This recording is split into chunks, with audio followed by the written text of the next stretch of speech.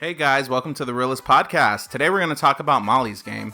How did Aaron Sorkin do on his directorial debut? How did Jessica Chastain do in her performance? We're going to talk about those things and more here on episode 6 of the Reel-ists podcast.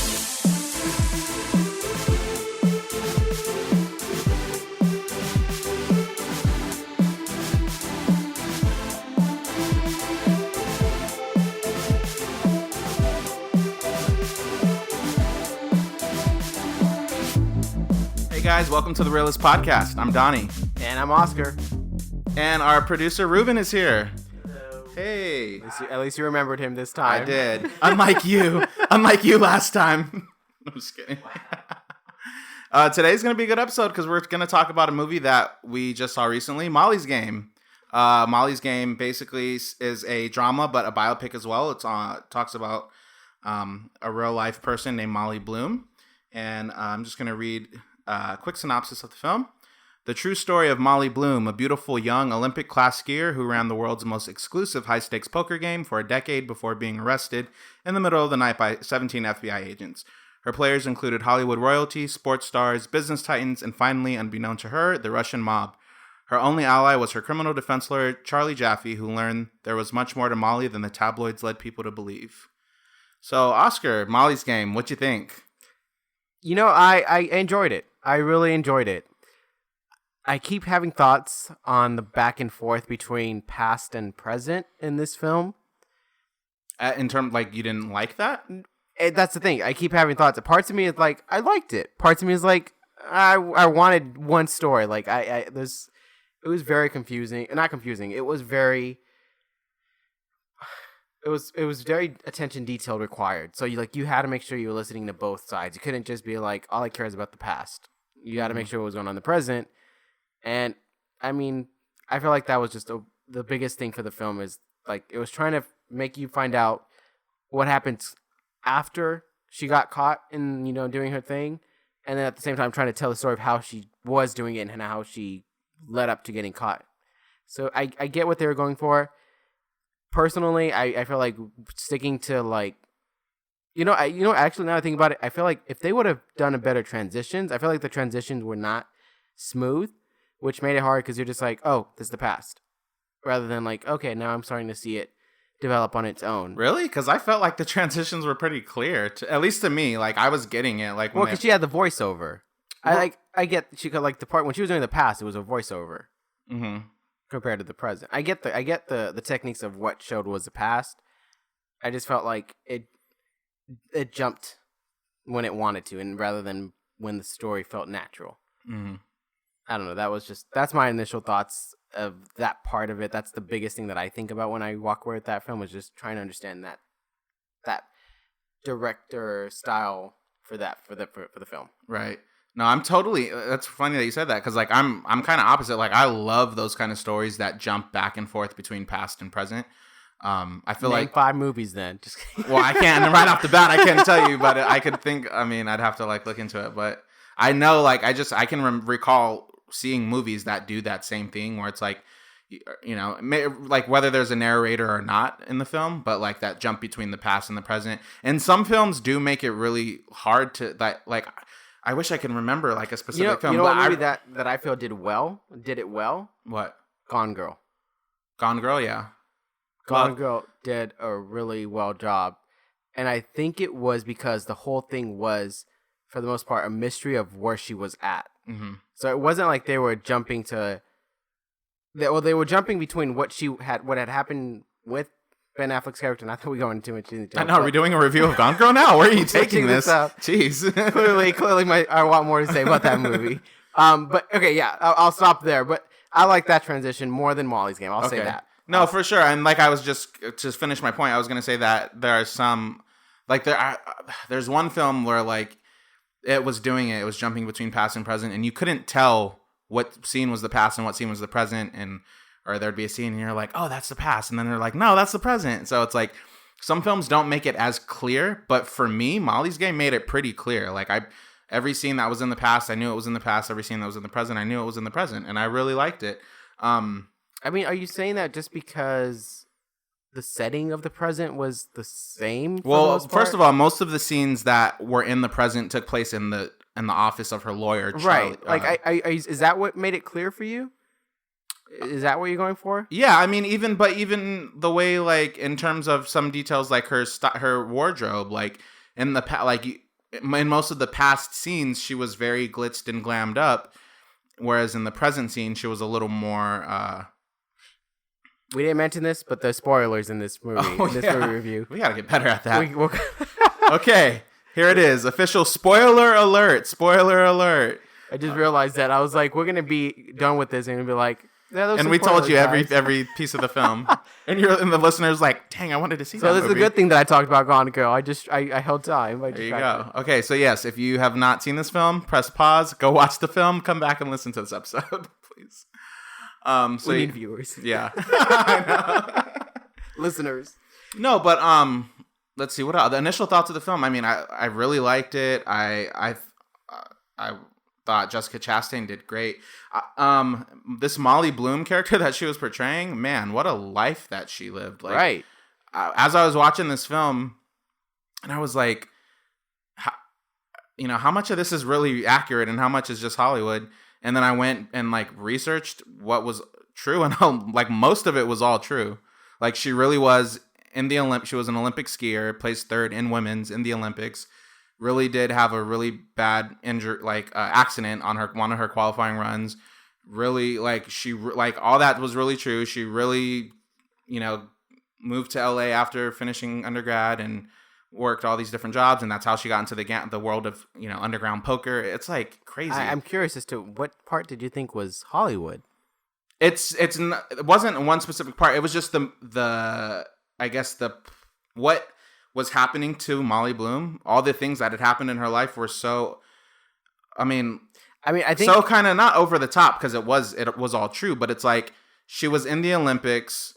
She was going to law school. She was going to go to law school. She ended up running one of the most lucrative underground poker games in history.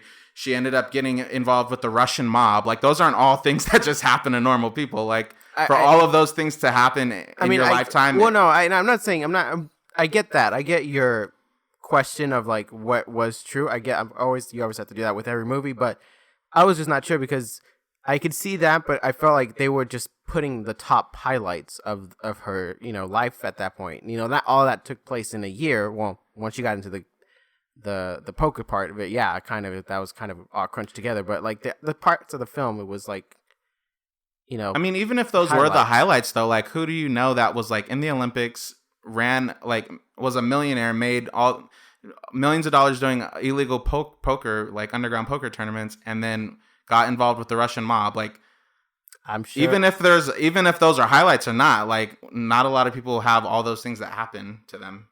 So, which is why the movie was made. Exactly. Why it was like her story was interesting enough to make into a movie. Clearly, Donnie, we need to go do some intense stuff to make a movie about ourselves. Dude, for real. If they tried to make a film of my life, it would flop. There ain't nothing going on in my life. It's pretty bland. So there were a couple things specifically about this film that I did want to talk about. Oscar, I know you have some things you wanted to mention as well. First of all, the pace of the film. I really was into it because I feel like there was a lot going on. There was a lot of like boom, boom, boom, like from the beginning of the film where they kind of showed her like doing the Olympics and the skiing, and then it's like she had the accident when she was young, and then she had a surgery when she was young, but she had an accident when she was older, and then that's kind of what like ended her career, and then she moved to LA, and then she was like working all these different jobs, and it's like I felt like the pace of it was pretty quick. Like there was never any like super dull moments for me in this movie. Really? Yeah. I felt like the only dull, I guess you can say, quote unquote, dull moments was the scenes when she was basically talking to her lawyer, played by Idris Elba, like in the office, but kind of like briefing him on, what had happened and what was true and what was accurate or not. But I felt like the pace was good. Like I don't feel like it was slow at all. There was never a point in the movie where it was slow to me, but it also wasn't. It didn't move so fast that I couldn't keep up. Like I felt like it had a nice pace. Wow, I don't agree with you. Okay. I don't You're agree. just not agreeing with a lot of things right now. Go ahead. I don't agree with you in this movie for the pacing. And I think the clear example is when she's saying in the beginning, "Why am I telling you all this?" It was just some numbers I did. Like, I felt like a lot of it was. I think a lot of it was the director's style. When his style is like his script is like written really well and very different than common films. But I feel like the pacing was not there. I felt like there were moments where I was like, can I fast forward this? Can we get on to the next crucial scene and stuff? But I feel like a lot of what she like, are you talking about like when she was narrating? No, the narrating part was fine. I'm just saying, like, the movie, I got the plots, like the steps. I was getting what they were doing. I just felt that the pacing of it was not consistent. Like, I felt like the whole entire Olympic part of it was quick. Mm-hmm. That wasn't the part of the movie. I get that. But then I felt like her getting to her poker part was not. It was like very slow and steady and trying to make sure you are grasping what is being done in the story at the moment. Because I don't know. I again, this is probably just the director's style of how he wanted to tell the story. But I personally I don't want to say lost. I wasn't lost necessarily of what was going on. There were just times where I was like, what time is it? How much time do we have left? I checked the clock often. Okay. I was not hooked every scene. I think it was just like, I mean, because you definitely had to, I don't want to say like you had to pay attention to everything that was going on, but I feel like there was a lot of things that led up to towards the end of like what had happened, what the film was kind of about. Because in the film, when Molly was in her present day, this was after she had been charged with all the charges, but she was waiting to be sentenced by the judge. So she was like discussing a lot of things with her lawyer, and again, that's why I'm saying the back and forth. That really didn't cover that much. And like the lawyer side of it, that could have really been done in a fewer scenes. Yeah. So speaking of the lawyer, learning too that she did have a lawyer, but the Charlie Jaffe, who the character, was fictionalized. So like obviously Molly was real, but like some of the players in her celebrity tournament were real. Her dad was real. Like most of the characters. I hope her dad was real. I mean, like her dad really was a clinical psychologist, and but this and that. You know, like some of the details that they pointed out in the film. A lot of that was real, but that kind of relationship that she had with her lawyer that we saw in the movie, that was fictionalized. So like, I was gonna ask you, like, how, I guess, pivotal did you think his character was to the film? Because there was a lot of scenes with her lawyer. Again, I felt like it was something that she definitely could have covered with her narration if that's what she was going with. Mm-hmm. The lawyer, yeah, try to make it sound insightful, but really what he was going for was trying to make sure her story as correct as possible.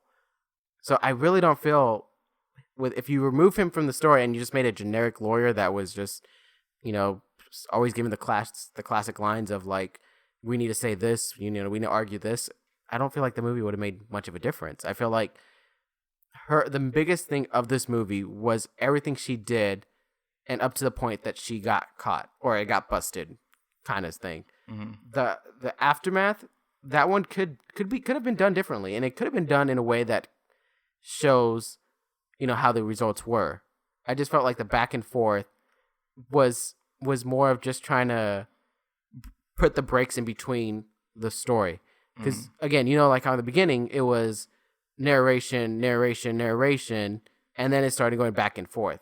Mm-hmm. And that's what I'm saying. That's where the pacing, to me, started to not carry the film. It was more of like, oh, you know what? We need to establish a few time has passed for her Molly's game, for her game, for her poker. So we need to do a lawyer and her talking. Mm-hmm. Didn't establish anything. It just mainly was just for her and the lawyer to really interact more. It was just more of like, this is an opportunity to kind of discuss lawyer talk and trying to find a way to get you free or stuff, which is fine, but you didn't really need that part. So, I mean, that's just my personal opinion on on that pacing again. That's my biggest reason. I think that's why we're already on different sides of this, because you enjoyed that and I did. Yeah, we're on completely different sides of this one with this one. But what I will say was that her story was intriguing. I was intrigued on why she did the stuff she did, why she set up the game, how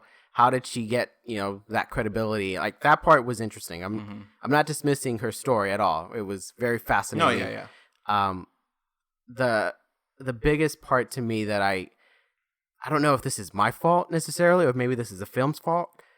I don't do poker. Mm-hmm. So when they were like trying to break it down of like, oh, he has a house of, kings. When they're using all the poker lingo. I was like, if you're going to talk about it, maybe you might want to, I don't know. I don't think you can cover but poker you know what in a I movie. feel like? Because I know nothing about poker at all whatsoever.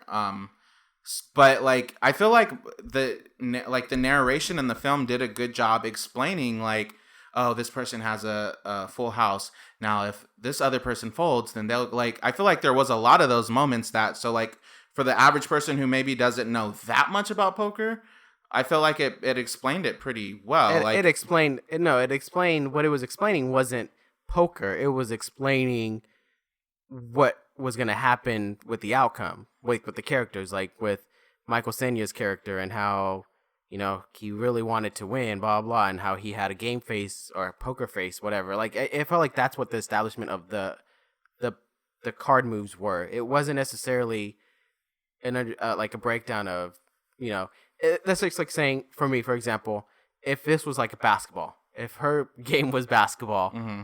and, it's just like saying, oh, he made a 3. If he makes another 3, he'd make 9 points. It's like, that's not telling me anything about the game. That's just telling me what he did or what he's doing, mm-hmm. and how he's going to win. Like, I get how you can win. That's crucial to know, like, okay, that's how he's going to win the game. But I feel like if they're going to do it, at least explain how poker is once, or as briefly as possible, without necessarily like making the whole poker movie like about like how to play poker kind of stuff. But I don't know. That was also another part that took me out of it. I was like, I don't know poker. So you felt like even with all the narration that she was doing, you still feel like you weren't getting, not saying that, I mean, I still don't know how to play poker. It's not like I walked away from that film like, oh, now I know how to play poker. Like, I need a house. No, but when she was like certain scenes and, oh, these characters had certain hands, blah, blah, blah. And she was explaining it. Like, I felt like I got it. Like, okay, I get what's going on in this scenario, in this situation between these two characters. Right. But it wasn't about the poker. So again, her talking about the details. That's like, again, back to the poker analogy. If I'm just like, oh, he has 5 assists, he has 3 rebounds. What is an assist? What is a rebound? What is a house? Like, for someone that hasn't played poker, and I know, again, that could be just my fault. I'm not saying that this is a movie's flaw. Yeah. It's just that it didn't help. And when it was doing it, because it didn't establish anything about poker, or like, how, just like a quick rundown, given that she was doing narration, I felt like they could have mastered a brief, like, you play poker by getting a set of 5 cards. You decide which cards. Mm-hmm. I know people that do know poker don't need that explanation. But if you're gonna, it didn't have that. Ruben, did it have that explanation in the film? Okay. I felt like there was so much going on in that movie. It was a lot. There was a lot of information to take in, so I had to ask, like, to just clarify if like maybe we had just missed it or something. That's why I was like, when they started to do that house stuff, and I was like, I don't understand what you're saying. Yeah. And now personally, what I walked away with, now I totally understand when someone's like, I don't get what you're saying about football, basketball, soccer. I'm just go team blue, whatever. Mm-hmm. Like, get that now. Because I was like, all right, go character that we want to root for. Well, one thing we definitely, I think, understood was, like, the money. Like, yeah. When they were saying $10,000 buy-in, $150,000 buy-in, like, that's insane. And it's so crazy to, obviously, if you do your own research and, like, look up Molly Bloom and look up the lawsuit and the details, you'll see, like, some of those big-name celebrities that actually were, like, named in some of the, like, named in the media and stuff like that. And that's crazy. Like, it's crazy to think about, like, those, like, people that we see in movies and stuff, and it's like those were some of the characters that were portrayed in the film. I liked the Anomity though. Anonymity. No, I'm not, anonymous. Well, anonymity. Anonymity, right? Is that how you say it? I don't know how to say it. The fact that they were anonymous. We'll just yes. I like that. I like that because this movie isn't about saying this was, you know, this act. When I found out about it and of who it really was, like who was actually interpreting characters that they were portraying in that sense, or, you know, combined of, I was like, oh, nah, that doesn't affect me in the movie. Like, I'm not saying like that was that actor. Whoa. Yeah. I liked that they were just like, all you need to know is this was a professional actor. This was this kind of celebrity. That's fine. You don't need to go into the details of that. That perfectly was acceptable to me. I had no issues with like the others were not given their plots, because this is a movie where we don't need to know about the other characters, because it's not about who she was with, unless she had some interactions with them like beyond the game. Yeah, and which it doesn't seem like she did really.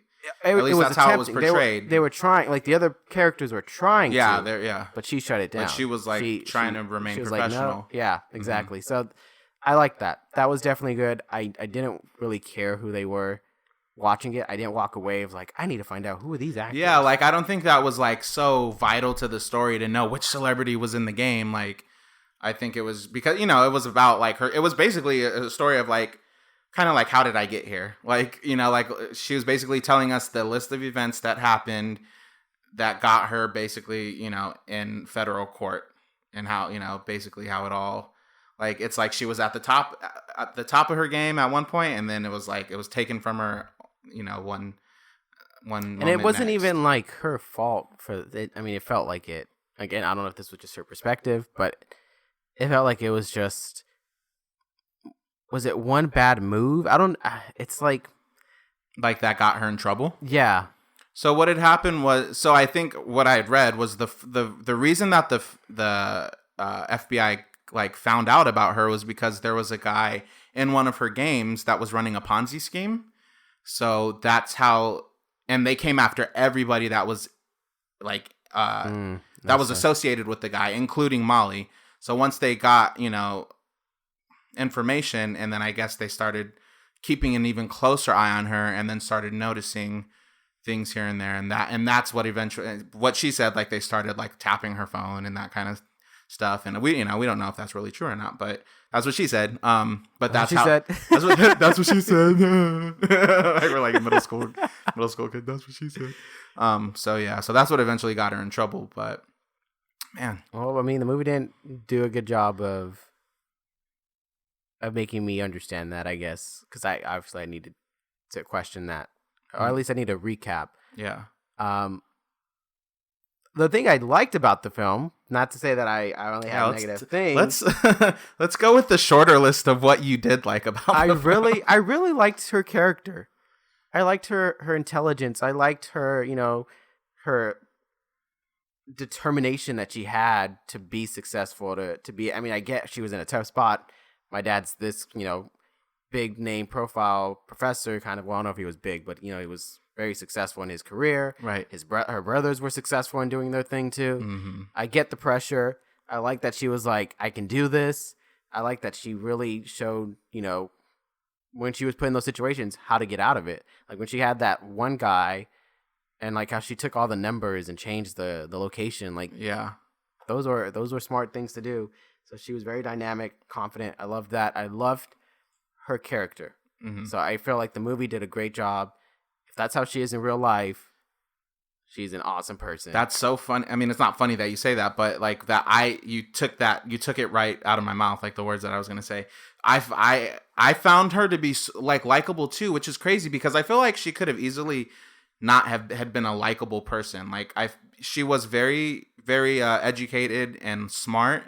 And, you know, obviously a beautiful woman. And she was like, you know, making a lot of money. Like that could have really like, you know, and the tabloids called her the, you know, princess of poker. Like that could have, I feel like that could have rubbed people the wrong way and could have made people like not like her.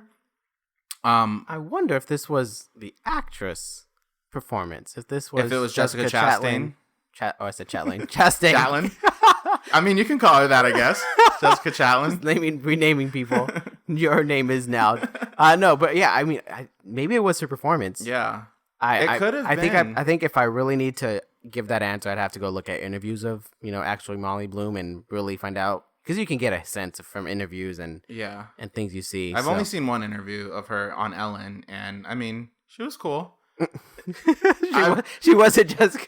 I just really, I think I'm gonna say it was Jessica Chastain that made this performance really, really great. And I'm so not into people that are like really. I'm not saying that she was a know-it-all. But like she was pretty smart, and she was like. I mean, she just had I feel like she had book smart and she had street smarts too. Yeah. And it's like I kept having to remind myself she knew nothing about poker starting off. It's so it's like she went from knowing absolutely nothing about poker. Wait a minute. She knew nothing about poker, yet the movie failed to have us educate with her? What? Missed opportunity, just saying. Okay. Good point. That is a good point. I'll give that to you. One for Oscar. One for Oscar. But yeah, man, I mean, that was something that was really impressive to me. Just like the fact that nothing about something, nothing about something, you can know about, a game or anything, you don't know anything about it. And then you one day you're in charge of well, how much time? I mean, that's a question of how much time passed. How much time before she got the hang of it? Because I'm just saying. I mean, I think it was a couple years. I don't think it that she understood poker. I thought you meant when she started running the games herself. Well, no, how much time passed did she get more comfortable? And I mean, because the movie just made it sound like, it was this is my fifth game, but I got this. I know how to run it. I don't know. I mean, those are just some questions that I would want to answer. The fact that I can go get them answered, it kind of feels lazy that I don't want to go for it. But I feel like there is just some things that, and again, the performance may have hyped it up more so than her actual character, because the movie does make her seem really smart. And I'm not saying she's not in real life. She probably really is educated, and she knows what to do and how to get away with it. So I personally feel like that's awesome about her. But at the same time, I'm not gonna lie. Personally, I'm gonna be like, well, I can do that too. I can learn how to play poker and run a table and all that. Mm-hmm. I'm challenge accepted. It definitely. I mean, challenge accepted. Do you want to? I mean, don't do it illegally though. But you won't know. I'll do what she didn't do. She got caught. Yeah. No, I mean, I definitely walked away. Not saying I wanted to go learn the game of poker. I did not either. I would just say that for the record, I did not walk away with, I know how to make money, Donnie. Let's do this. But I do I mean, I don't know anything about poker, so it'd be pretty interesting to I don't know. That'd be hilarious. Just to see. Tune in next month. We'll explain poker. Right. This is we'll have a special episode on how to play poker. Our Sunday poker episode. Welcome. But I guess that part. So that's where it's one of those things where it's the movie did not deliver that part. It brought questions, which is great if you need to do research or if the intention was for you to look into this true story, then it did well in that aspect. If this movie was supposed to answer all of that, then it failed. Yeah. So that's bad. Well, one thing too that I've tried to remind myself of is that Molly, the real person Molly Bloom, she was I think pretty heavily utilized in terms of making this movie and this with the writing of the screenplay, because I think that Aaron Sorkin was he had worked pretty closely with her making this movie, so it's and you can kind of see it. Yeah, you definitely see it. You definitely feel it. Speaking of going to the end, as much as I'm saying all these parts of it was not, back and forth was not good, and all that stuff, all the criticism, the ending I was satisfied. I don't know if this was just because of, how I really liked her character and I wanted her to be free, and I really didn't feel like she deserved to be kind of punished, just because she was on her feet and being able to be smart at how to take advantage of something in that manner. But I was really satisfied with the ending. I was really satisfied that she just had community service, and she really didn't have prison time. She didn't get away with prison. Yeah, I'm not saying that the lawyer did a great job of saving her life. I mean, I just felt like if you listen to her story, you can understand it. Yeah. Could it be biased? Maybe, but it did a good job delivering a satisfying ending. Yeah, I mean, if if the story that was portrayed was accurate, I mean, because like we said, she had a big hand in writing it, so she could, tell us. I would like to believe she was pretty honest with everything that was in the film. Yeah. Given that it's a public story, yeah, you can't be like, I wasn't running it. That wasn't me running it. Yeah, I wasn't doing, so good thing she didn't try to cover like, I was put into this place. I'm a victim or anything like that. She really was just like, I wasn't doing anything wrong up until other people started making it worse, kind of. Yeah. And then up until she started taking a percentage of the pot too. That. Because that's when she broke a federal law. Yes. So that part was very big. Which was interesting, and it's great. I liked how that played out because like that wasn't. She knew she didn't want to do that. Like she knew that was against the rules, and she kind of had that. One of the girls that worked for her was kind of telling her like, you need to start taking something because when it's time to collect, you might not have because people weren't like there were some people that weren't paying what they owed, and like she was like extending credit to some of these guys, but it's like if they weren't bringing in the money, she wasn't gonna have the money to keep it going. So it was like she was in a dilemma at that moment. Like, do I do something that I know is wrong, but it's gonna like kind of continue this operation, or do I let the game die? And she wasn't ready to let the game die, so I guess she, went with I'm gonna do it even though I know it's illegal. But I don't like entirely. I don't be like, oh, that was so wrong for her. She knew she was breaking a law. Like she was. She knew. She did know she was breaking a law, but I also like kind of sympathize with her too.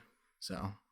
I don't know about how I feel about that, Donnie. Okay. You sympathize with someone making a wrong choice. Everything's not so black and white, Oscar. Jeez. Come into the gray area. Can I tell you what my favorite part of this film was? Or like my favorite scene? What was it? Because I know mine's going to be different. Probably. So it was the scene when it was the two characters that were playing. It was like in the middle of the movie, and I forgot the names of the characters, but it was this one guy who didn't know what he was doing at all. He doesn't know how to play. He was always losing, but he just liked to be a part of the game. Yes. And he just liked to sit at the table. And then there was this other guy who was like a strategist and was like knew the game of poker, and he was just overthought and overanalyzed. I know where you're going with. And the guy who didn't know what the hell he was doing, he had on a great poker face because he didn't know what he was doing, and he didn't know what hand he had. And then the other guy was reading so into it, and because it was down to them two, and he was reading into it and just like overanalyzing, overthinking, and that kind of is what got him kind of like messed up, and like he ended up folding. So the guy who doesn't know how to play poker ended up winning the whole thing, but he didn't have anything in his hand. And that was like my favorite scene. And just how I like how Jessica Chastain narrated that whole thing and was like basically letting us know like, hey, this guy here, he doesn't know what he's doing. But the other guy doesn't know he doesn't know what he's doing. I thought it was just like, it was funny. It was hecka funny, but like you also felt bad for the guy because like he was putting so much thought. It brought him down, and he was just putting so much strategy and thought into it, and he totally just over. And I feel like that's kind of where that like whole saying of like, oh, beginner's luck comes in, because it's like he didn't know what he was doing, so it's like he just got lucky. And I feel like that's how you are in Monopoly when we play. I just want to point that out. Really? I feel like you have beginner's luck. Why are you like trying to pick a fight with me right now? Because we're talking about sports. It's competitive. It has to be. The theme is competitive. I don't know.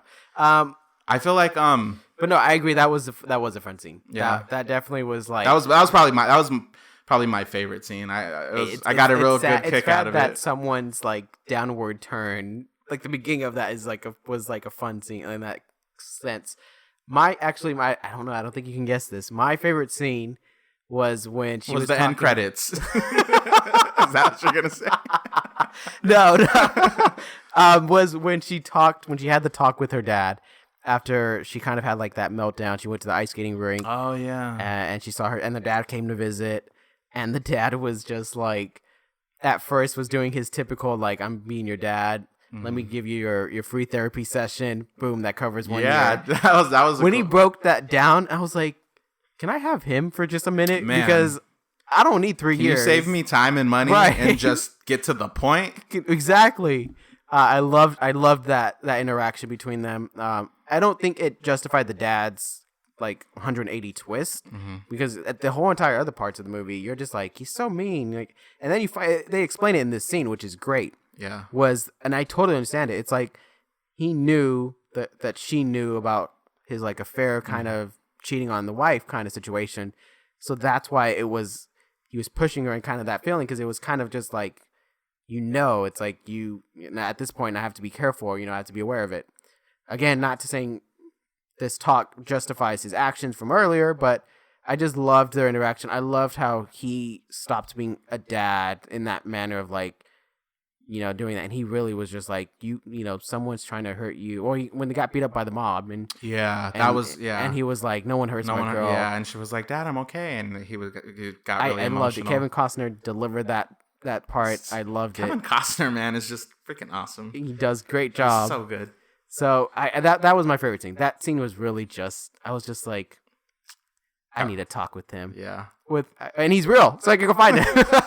Kevin Costner or the dad? Which way? I need Kevin Costner to be the dad. Because I'm sure Mr. Costner, I need you to portray Molly Bloom's dad, and we need to have a talk. I need you to just improv, please.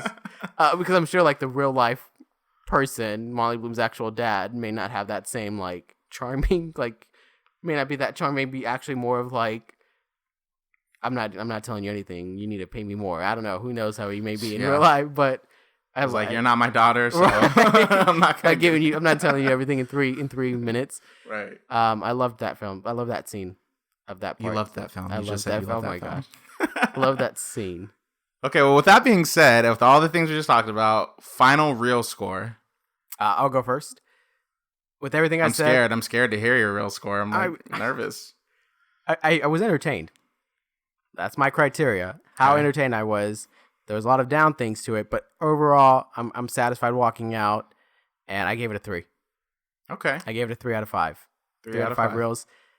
There was a lot of things that were interesting about it. The lawyer talk. I'm a big fan of like lawyer cases, and especially in movies and TVs when it's done in like an hour or 30 minutes or 45, whatever like the length of that is. I love when they solve that. I would hate to do it in real life where I have to wait 5 like weeks to figure it out. Real. So I love that aspect where they're just like, okay, wait a minute, we can say you didn't do. I loved all that kind of stuff. So that definitely brought it up. The performance, beautiful. Jessica Chastain said it right. Yeah, good job. I loved it. Idris Elba, great. Kevin Costner performances were hands down great. So yeah, I mean, it was an interesting story. Again, that was the biggest thing. This was telling a true story, and I'm glad that I heard the end of the story. I don't care about what really happened in real life. And there it is. The movie wasn't perfect, so that's why I'm giving it a 3. Okay. Well, I'm going to be a little more, I was going to say generous, but it's not me being generous. I really like the film. So I'm going to give it a 4 out of 5 reels. I thought the pace of it was great. I thought the performances were superb. Jessica Chastain did great. Like you said, Idris Elba, Kevin Costner, all the characters, Michael Cera, who played Player X, and all the kind of other guys that sat at the table. And I don't know the name of. But I'll just say all the other guys, all the other actors. I thought the whole cast just was like a strong cast overall. The pace of the film was great. It was an interesting story, and we definitely got to look into who Molly Bloom was. I didn't Google her beforehand. I never heard of her. Neither did I. I still didn't Google her afterwards. I definitely did Google her afterwards. I didn't find out about the True Life information until I was looking at reviews, and that's when they were like, these were actually, depictions of, and then they went into that. That's how I found that. I didn't look into her story. I didn't really have interest. But I will say, it's crazy that our 1 score difference, grading wise, it's really big. Like your 4 is like a high grade, and my 3 is like not. If you just break it down, doing math. I'm just saying. Well, normally we're only like half of a reel difference, and it's growing. So far. But this one was a full movie reel difference. Oh my gosh! Took 6 episodes. Yeah. 6 episodes in a movie. Awesome. Well, do you have anything else to say about Molly's Game? About the movie, or about the real life? No, about. Obviously, the movie. This is the Reel-ists podcast. But I'm like, I was about to say, because I have nothing on the real life. I hope she's well. How do you feel about Molly? What do you think about her? No, Oscar. What about the movie? We actually have her here, guys. We actually ran out of time. Molly Bloom. We ran out of time, but we appreciate everyone listening. Actually, I do want to say this movie, if I didn't have Movie Pass, I may not have seen it. It just, the trailers didn't interest me. Like, hearing about what the movie was about, I was like, sure, why not? Because I had a free admission to go see in that manner of Movie Pass saving the day. So this movie needs to thank Movie Pass as well. Otherwise, I wouldn't have been in the seat. All right. I mean, I definitely. That's harsh. That's harsh. Ruben and I disagree with Oscar's statement just now. I definitely would have paid to see this movie. I thought it was that good. I did see it with Movie Pass though, and I am grateful that we do have Movie Pass so I could see it. But it's a film that I would have paid to see. So you would have paid for my ticket. I wouldn't have paid for your ticket. I would have paid for mine and Ruben's ticket. Shoot, it's not fair. That's not fair.